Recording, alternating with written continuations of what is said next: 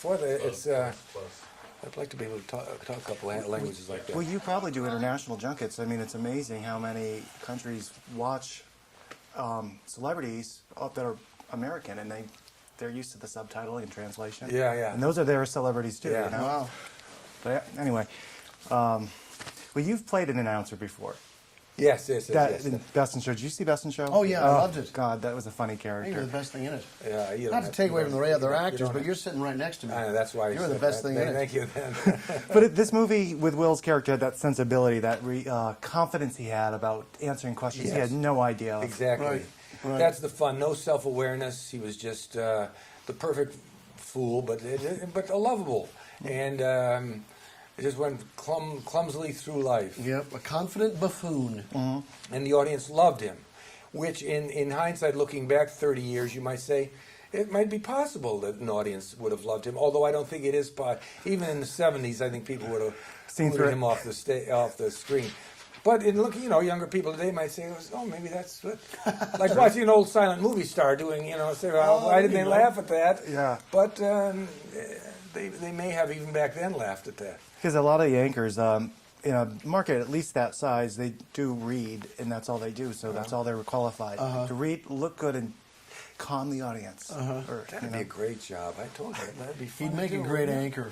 Just read and have a Sit nice down, voice. right. And say Work that an hour a concerns day. us, and I'd like to now. What's happening with the Dodgers? And You'd do a good throw, too, then you're I could do a good throw practically too. in. Yes, and I'm also good at watching the clock. And just in the last few seconds, we're out of time. So that's it. I found I was good at that. I had to do a radio talk show for a week, filled in for Mike Douglas, and I got very good at that. By about 5 seconds, 3, 2, we'll be right back after this. It's sort of So it's timing It's and good not hair. not much of a talent. But yeah, do you? Of course, you don't remember the '70s, right? Oh, we're much too young. Sure, too yeah, young. we're just kids. Have you been in a news set or newsroom any I time haven't. in your career, I can't early remember. on? Years ago at ABC, I went in, and at the time, it was with Dr. What was his name? Dr. He had a bow tie. He was the weatherman. Everyone loved him. Dr. George, I think. And I went in, and I walked in. It was a little room like this. They were doing it with just a little desk. And I stood there, and he waved, "Hi, how are you?" And then they did the news. And the next time I went, they'd moved there. Now they were in a big studio. This was probably 20 years ago. It was amazing. This was the local ABC News. Here in LA? Yeah. Okay. And I just stopped in because I was doing something at ABC. Let me go and say hello to Dr. George because everyone loved him. Do you remember him? No, you don't. I wasn't here 20 years ago. Does anyone remember Dr. George? He had horn-rimmed glasses. He was like a eccentric professor, but everyone loved him. That was when Regis was here at his local. Probably, he was the entertainment probably. reporter. And the white-haired guy, Dumpy, Jerry Dumpy. Jerry Dumpy, he got shot. He got heard shot, and then the next time I went back to see him, they suddenly had security. Mr. Dumpy doesn't want anyone in the studio. And I said, well, And the irony is you were carrying a gun that day. I just happened to have a gun. I was going to pull it like, A hey, gun. does this sound familiar? Bang, bang. But, You had a gun and a grudge that day. If no, I remember. wouldn't. There was no grudge. It was You just had a gonna little be bit of a joke. grudge.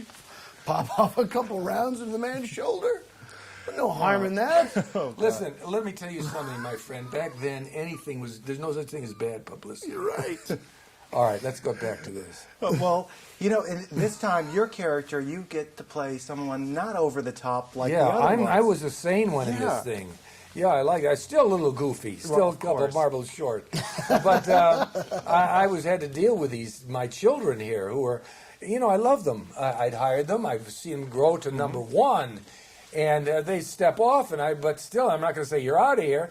No, come on, let's have a talk. Ron, let's have a talk. This is not a good idea that you want to actually work without a cue card. But, I'm not going to say, are you nuts? It's just be firm, tough love. But at the same time, like you said, you're the guy that hired him, and he has nothing but an ability to read, and you're fine with it. And if so. someone better came along, I would probably lead him off, say, I'm sorry, give me a call sometime.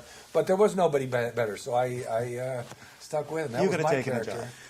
job. Champ? Yeah. Oh, Champ would never overstep himself and go to Ron's seat. He would quit. You know, in fact, Yeah. when things happen, it's a real blow to the entire news team. That there's change happening, Yeah. and that's the crux of the film. Boy, And your character takes it the worst. oh, it's tough on all of them. But Champ, who knew? Right. There was a deep understanding that Champ thought was happening that wasn't.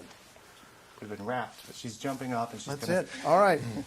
And Hey, it's thanks, so man. interesting. We're